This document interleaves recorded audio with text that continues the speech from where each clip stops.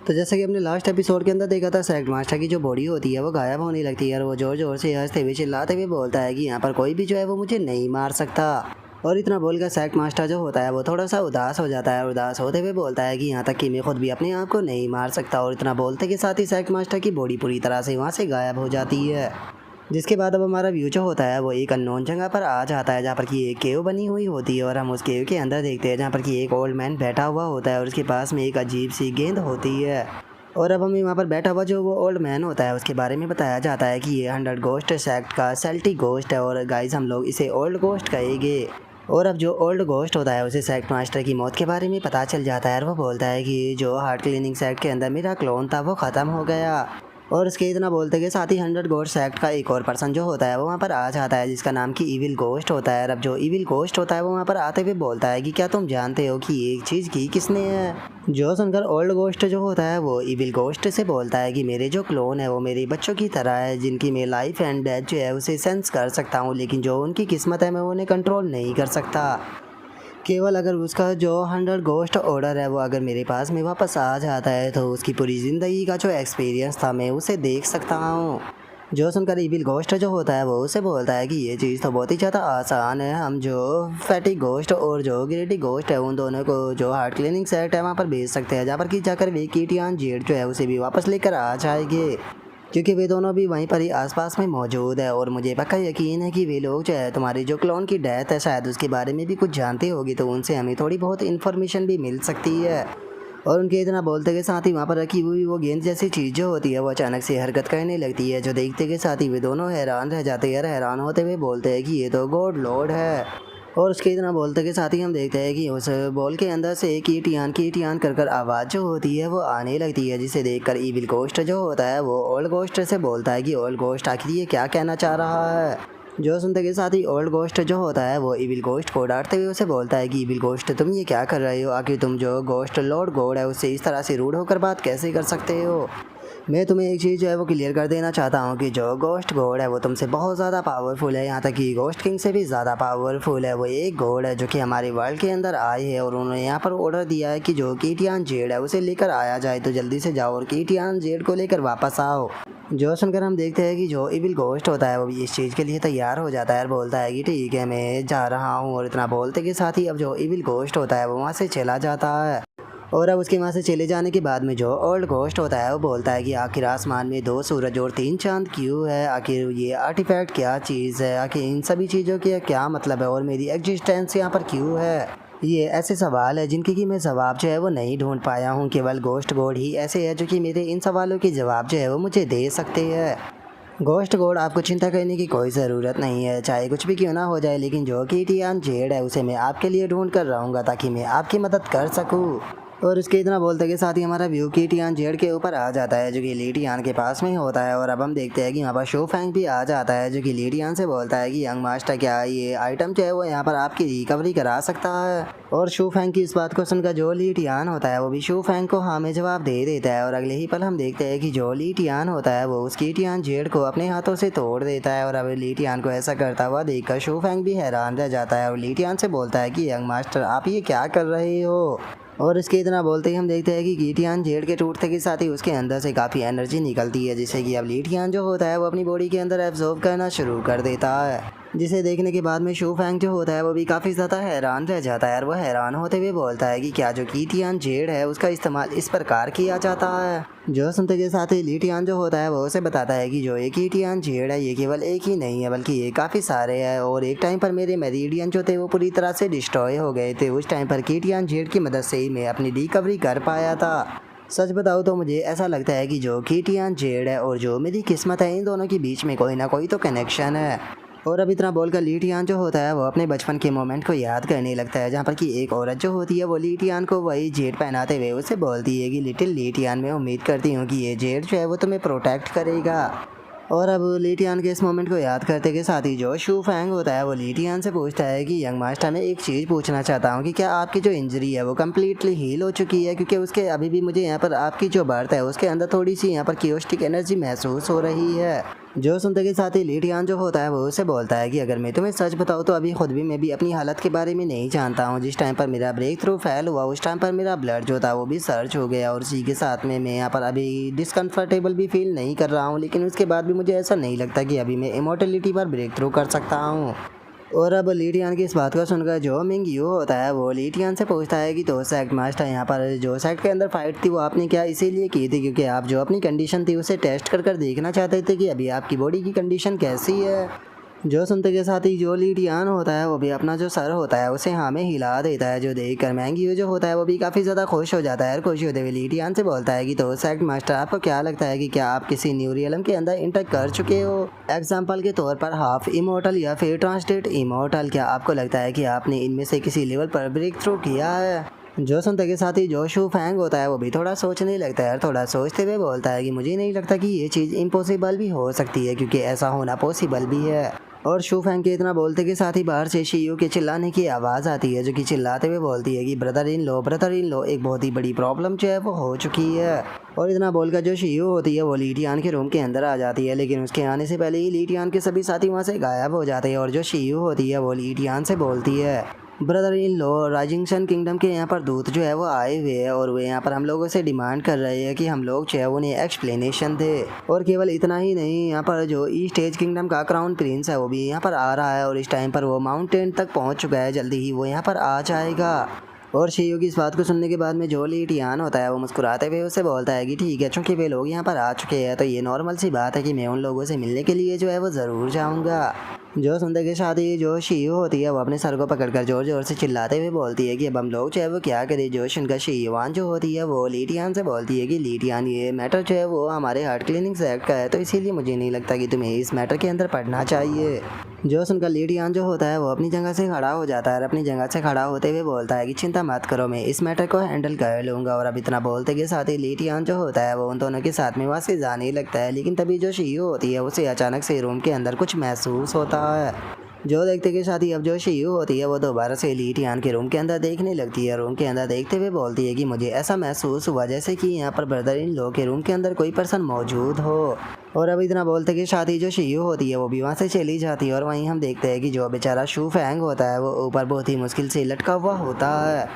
और अब हमारा व्यू जो होता है वो सेक्ट के बाहर आ जाता है, जहाँ पर कि हम देखते हैं कि बहुत सारे लोग जो होते हैं वो सेक्ट के बाहर खड़े होते हैं। और वहीं जो बूफान होता है वो भी एल्डरों के साथ में वहाँ पर आ जाता है, वहाँ पर आकर योर हाइनेस बोलकर ग्रीट करते हुए उन्हें रिस्पेक्ट देने लगता है। और तभी हम देखते हैं कि एक दूत जो होता है वो आगे आ जाता है, जो कि आगे आकर गुस्से में चिल्लाते हुए जो बूफान होता है उसे बोलता है कि मुझे बताओ कि आगे तुम लोगों ने जो ज्वानियन सेक्ट है उसके साथ में क्या किया है। अगर मैं सही हूँ तो जो ज्वानियन सेक्ट है वो तुम्हारे सेक्ट के अंदर आया था ग्रैंड कंपटीशन के अंदर पार्टिसिपेट करने के लिए, लेकिन यहाँ पर आने के बाद में यहाँ से एक भी पर्सन जो है वो जिंदा बचकर वापस नहीं गया, तो क्या तुम मुझे बताओगे कि आखिर उन सभी लोगों के साथ में क्या हुआ। और उसके इतना बोलते के साथ ही जो जनरल फैंग होता है वो आगे आ जाता है, जो कि उस पर्सन का इंट्रोडक्शन देते हुए बूफान को बताता है कि चलो मैं इसका इंट्रोडक्शन कराता हूँ, ये राजिन सन किंगडम का दूत है। और जनरल फैंग के इतना बोलते के साथ ही अब वो दूत जो होता है वो जोर जोर से चिल्लाने लगता है और चिल्लाते हुए बूफान से बोलता है कि मुझे यहाँ पर जवाब चाहिए कि आखिर तुम लोगों ने जो ज्वानियन सेक्ट है उसके साथ में क्या किया है। और अब उस दूत के इतना बोलते के साथ ही जो लीटियान होता है वो वहाँ पर आने लगता है। वहाँ पर आते हुए जो वो दूत होता है उसे बोलता है कि जैसा कि तुमने यहाँ पर कहा ही उनमें से एक भी सिंगल पर्सन जो है वो जिंदा नहीं बचा है।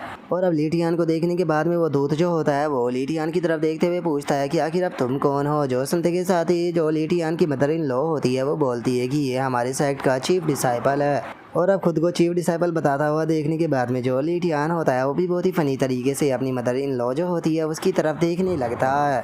और वहीं दूसरी तरफ जो वो दूत होता है वो गुस्से में चिल्लाते हुए लीटियान से बोलता है कि आखिर एक मामूली से चीफ डिसाइपल की इतनी हिम्मत कैसे हो गई कि वो आकर यहाँ पर मेरी बात को इंटरप्ट करे। और इतना बोलते के साथ ही वो दूत जो होता है वो कैरेज की तरफ देखने लगता है। कैरेज की तरफ देखते हुए बोलता है कि और हाइनेस प्लीज़ मुझे यहाँ पर परमिशन दीजिए ताकि मैं जो हार्ट क्लीनिंग सेक्ट है उसे पूरी तरह से डिस्ट्रॉय कर सकूँ। और अब इस चीज़ को सुनते के साथ ही वहाँ पर खड़ा हुआ बूफान और जो एल्डर होते हैं वे सभी के सभी बहुत ज़्यादा घबराने लगते हैं। लेकिन तभी वहाँ पर बैठा हुआ जो क्राउन प्रिंस होता है वो अपने दूत से बोलता है कि दूत यहाँ पर अभी तक भी जो सच्चाई है वो सामने नहीं आई है, तो इसीलिए तुम्हें बिल्कुल भी जल्दबाजी जो है वो नहीं करनी चाहिए। जो सुनते के साथ ही वो दूत जो होता है वो क्राउन प्रिंस से बोलता है कि और हाइनेस मुझे ऐसा क्यों लग रहा है कि आप जो हार्ट क्लीनिंग सेक्ट है उसे यहाँ पर बचाना चाहते हो। चलो ठीक है, अगर यहाँ पर जो ईस्ट एज किंगडम का क्राउन प्रिंस है वो अगर हार्ट क्लीनिंग सेक्ट को बचाना चाहता है तो मैं यहाँ पर तुम्हें थोड़ा फीस ज़रूर दूंगा। और इतना बोलते के साथ ही वो अपने पास से कॉन्ट्रैक्ट को निकाल लेता है। कॉन्ट्रैक्ट को निकालते हुए बोलता है कि जैसा कि तुम लोग जानते ही हो कि जवानियन सेक्ट जो था वो मेरे किंगडम के लिए एक बहुत ही ज़्यादा इंपॉर्टेंट सेक्ट था, लेकिन चूंकि तुमने उसे डिस्ट्रॉय किया है तो इसीलिए तुम्हें यहाँ पर जो ये कॉन्ट्रैक्ट है इसके ऊपर साइन करना होगा, नहीं तो मैं तुम्हारे सेक्ट को डिस्ट्रॉय कर दूंगा। और अब उस दूध के इतना बोलते के साथ ही जो उसके साथी होते हैं वो कॉन्ट्रैक्ट को दिखाने लगते हैं और कॉन्ट्रैक्ट को दिखाते हुए बोलते हैं कि जवानियन सेक्ट के ऊपर जितना भी कर्जा था वो सारा का सारा अब हार्ट क्लीनिंग सेक्ट को देना होगा और सारे रिसोर्सेज चाहे वो हर साल ऑफर किया करने होंगे। और अब इस चीज़ को देखते के साथ ही वहाँ पर खड़ा हुआ जो एल्डर होता है वो बहुत ही ज़्यादा घबराने लगता है और घबराते हुए बोलता है कि ये तो बहुत ज़्यादा है, अगर हम अपने सेक्ट के सारे रिसोर्सेज़ों को भी मिला दे तो उसके बाद भी हम लोग जो है वो इसकी भरपाई जो है वो नहीं कर पाएंगे। और उसके इतना बोलते के साथ ही अब वो दूध जो होता है वो क्राउन प्रिंस के पास में आ जाता है और क्राउन प्रिंस के पास में आते हुए बोलता है कि और हाइनेस मुझे नहीं लगता कि आप इस चीज़ से यहाँ पर डिसएग्री जो है वो करेंगे, क्योंकि आप भी जानते हो कि जवानियन सेक्ट जो है वो हमारे लिए कितना ज़्यादा ज़रूरी था, लेकिन अब वो डिसअपेयर हो चुका है। लेकिन अगर जो ईस्ट एज किंगडम है वो यहाँ पर जो हार्ट क्लीनिंग सेक्ट है उसका साथ देना चाहता है और अगर वो यहाँ पर जो ये कॉन्ट्रैक्ट है उसे अपने आप से साइन करना चाहता है तो हम इस चीज़ के लिए भी तैयार है, क्योंकि आप भी इस चीज़ को जानते हो कि चाहे यहाँ पर कोई भी कॉन्ट्रैक्ट जो है वो साइन क्यों ना करे, लेकिन मुझे वापस जाकर जो मेरा राजिंगसन किंगडम है वहाँ पर भी एक्सप्लेनेशन जो है वो देनी है। और वैसे भी हमारी दोनों ही कंट्रोलियों के बीच में एक अच्छा रिलेशन है, तो इस छोटी सी बात के लिए मुझे नहीं लगता कि हमें अपने रिलेशन को ख़राब करना चाहिए। और अब उस दूध की इस तरह की बातों को सुनने के बाद में हम देखते हैं कि जनरल फैंग जो होता है उसे उस दूध के ऊपर थोड़ा बहुत गुस्सा आने लगता है, लेकिन तभी हम देखते हैं कि लेटियान जो होता है वो जाकर वो कॉन्ट्रैक्ट जो होता है वो ले लेता है, जिसे देखकर हार्ट क्लीनिंग सेक्ट के एल्डर घबराते हुए बोलते हैं कि तुमने इसे एक्सेप्ट क्यों कर लिया। और उसके इतना बोलते के साथ ही वो दूत जो होता है वो भी लेटियान की तरफ देखकर मुस्कुराते हुए बोलते हैं कि चलो कहना पड़ेगा कि कम से कम जो तुम्हारा चीफ डिसाइपल है वो एक जिम्मेदार पर्सन है जो कि जानता है कि उसके लिए यहाँ पर क्या करना सही है। और अब इतना बोलते के साथ ही वो दूत जो होता है वो लीडियान के पास में आ जाता है। लीडियान के पास में आकर उसके हाथ के ऊपर थपथपाते हुए उसे बोलता है कि यंग मैन तुम काफ़ी अच्छी सोच रखते हो, मुझे उम्मीद है कि तुम काफ़ी आगे तक जाओगे। और अब इतना बोलते के साथ ही वो दूत जो होता है वहाँ पर खड़े हुए एल्डरों के पास में आ जाता है और उनके पास में आते हुए बोलता है कि तुम लोग जो है वो जाकर बैंकेट की तैयारियाँ जो है वो क्यों नहीं कर रहे हो, क्या तुम्हें लगता है कि यहाँ पर एक राजघराने का जो दूत है वो आकर यहाँ पर इसी तरह से खड़ा रहेगा। जल्दी से जाओ और अच्छे अच्छे खाने को तैयार करो ताकि तुम मुझे सर्व कर सको। और उसके इतना बोलते के साथ ही हम देखते हैं कि लीटियान जो होता है वो उस कॉन्ट्रैक्ट को अपने हाथों से मोड़ना तोड़ना शुरू कर देता है और उसके बाद में उस दूत को आवाज़ लगाता है, जो देखकर वो दूत भी लीटियान की तरफ देखने लगता है। और जैसे ही वो लीटियान की तरफ देखता है तो जो लीटियान होता है वो उस कॉन्ट्रैक्ट को उसी के मुंह के अंदर डाल देता है और उसके मुंह के अंदर डालते हुए उसे बोलता है कि लगता है कि तुम्हें इसे चाटना काफ़ी ज़्यादा पसंद है। और अब लीटियान के इतना बोलते के साथ ही हम देखते हैं कि उस दूध की जो सांसें होती है वो रुकने लगती है, जिसका वो काफ़ी ज़ोर ज़ोर से खांसने लगता है, जो देख कर लीटियान उससे बोलता है कि क्या हो गया, क्या इसका टेस्ट जो है वो अच्छा नहीं था। जो सुनते के साथ ही उस दूध को भी काफ़ी ज़्यादा गुस्सा आ जाता है और अपने गार्डों को बुलाते हुए उनसे चिल्लाकर बोलता है कि ये बास्टर्ड जो है वो बचकर नहीं भागना चाहिए, जाओ जाकर इसे पकड़ लो, इसकी हिम्मत कैसे हो गई राजघराने के दूध के साथ में ऐसा कहने की। जो सुनते के साथ ही उसके गार्ड भी लीटियान के ऊपर अटैक करने के लिए आने लगते हैं, लेकिन तभी लीटियान जो होता है वो केवल अपनी एनर्जी से ही तीनों की स्वॉर्ड जो होती है उन्हें पकड़ लेता है और अगले ही पल इशारा करते हुए जो उनकी स्वॉर्डें होती है उन्हें बैंड कर देता है। उनकी स्वॉर्डों को बैंड करने के बाद में उन तीनों को भी हवा के झोंके से उठाकर दूर फेंक देता है। और अब जो लीटियान होता है वो गुस्से से जो वो दूत होता है उसकी तरफ बढ़ने लगता है, जो देखने के बाद में वो दूत भी बहुत ज़्यादा घबरा जाता है और घबरा कर चिल्लाते हुए लीटियान से बोलता है कि तुम मुझे टच नहीं कर सकते हो, मत बोलो कि मैं यहाँ पर राजिंगसन किंगडम को रिप्रेजेंट कर रहा हूँ, अगर तुमने मुझे टच किया तो ये एक वॉर को स्टार्ट करने जैसा होगा। लेकिन जो लीटियान होता है वो उसकी बात के ऊपर ध्यान ना देते हुए उस दूत की तरफ बढ़ता रहता है, जो देखकर अब जो वो दूत होता है वो जनरल फैंग की तरफ देखते हुए बोलता है कि जनरल फैंग मुझे प्रोटेक्ट करो, अगर यहाँ पर मुझे कुछ भी हुआ तो याद रखना कि बचोगे तुम भी नहीं। जो सुनते के साथ ही अब जनरल फैंग जो होता है वो लीटियान के ऊपर अटैक करने के लिए आने लगता है और चिल्लाते हुए बोलता है कि टेंशन मत लीजिए, जब तक मैं यहाँ पर हूँ आपको कोई भी जो है वो कुछ भी नहीं कर पाएगा। और इतना बोलते के साथ ही जनरल फैंग जो होता है वो लीटियान की बॉडी से जाकर अपने हाथ को टच कर देता है और अगले ही पल जनरल फैंग जो होता है वो एक्टिंग करते हुए पीछे की तरफ गिरने लगता है और चिल्लाते हुए बोलता है कि ये तो बहुत ज़्यादा पावरफुल है। और इतना बोलते ही जनरल फैंग जो होता है वो उस दूत के हाथ के ऊपर भी अपने पैर को रख देता है, जिसका वो दूत भी दर्द के मारे चिल्लाने लगता है। तभी जनरल फैंग जो होता है वहाँ पर खड़े हुए जो उसके गार्ड होते हैं उनसे चिल्लाते हुए बोलता है कि सभी लोग एक साथ में मिलकर इसके ऊपर अटैक करो, ये मुझे मारना चाहता है, तुम्हें इसे रोकना होगा। और इतना बोलते के साथ ही जनरल फैंग जो होता है वो उन्हें एक्टिंग करने का इशारा कर देता है और जनरल फैंग के इशारे को देखकर जो उसके साथी होते हैं वो भी उसके इशारे को समझ जाते हैं और अब सीधे वे गार्ड भी जो होते हैं वो लीटियान के ऊपर अटैक करने के लिए आने लगते हैं। लेकिन लीटियान के पास में आकर वे खुद ही ज़ोर ज़ोर से उछलते हुए चिल्लाने लगते हैं और चिल्लाते हुए बोलते हैं कि ये तो बहुत पावरफुल है, इसने तो हमें मार दिया। और उन लोगों की इस तरह की एक्टिंग को देखने के बाद में जो ली टियान होता है वो भी उन लोगों की तरफ फनी सा फेस बनाकर देखने लगता है। और हम देखते हैं कि दूर खड़ा हुआ जो मिंगियो होता है उसे भी ये चीज़ देखकर काफ़ी ज़्यादा गुस्सा आ रहा होता है। वो गुस्से में बोलता है कि मैंने नहीं सोचा था कि ये ओल्ड बास्टर इतना बड़ा एक्टिंग बाज होगा, यहाँ तक कि इसके तो जो गार्ड है वो भी एक नंबर के एक्टिंग बाज है। और उसके इतना बोलते के साथ ही जो चैनल फैंग होता है वो खड़ा होने लगता है। खड़ा होते हुए जो वो दूत होता है उसे बताता है कि इस पर्सन की स्ट्रेंथ बहुत ज़्यादा है, मुझे लगता है कि पक्का ये ग्रेट एम्पर रियलम पर पहुंच चुका है। और ग्रेट एम्पर रियलम के एक्सपर्ट तो केवल अपने ओरा से ही सामने वाले पर्सनों को डस्ट में बदल सकते हैं, तो इसीलिए मुझे नहीं लगता कि मैं इसका सामना कर पाऊंगा। और अब ग्रेट एम्पर रियलम का नाम सुनते के साथ ही तो हम देखते हैं कि जो वो दूत होता है उसके भी पसीने छूटने लगते हैं और वो घबराते हुए बोलता है कि क्या ये ग्रेट एम्पर रियलम का एक्सपर्ट है। और उसके इतना बोलते के साथ ही जो ली टियान होता है वो अपनी मर्डर सोरा को रिलीज करते हुए उसकी तरफ बढ़ने लगता है, जो देखने के बाद में वो घबराते हुए बोलता है कि रुक जाओ, तुम पहले ही यहाँ पर बहुत ज़्यादा कुछ कर चुके हो, अब अगर तुमने मुझे कुछ भी किया तो याद रखना दोनों ही कंट्रियों के बीच में वॉर शुरू हो जाएगी।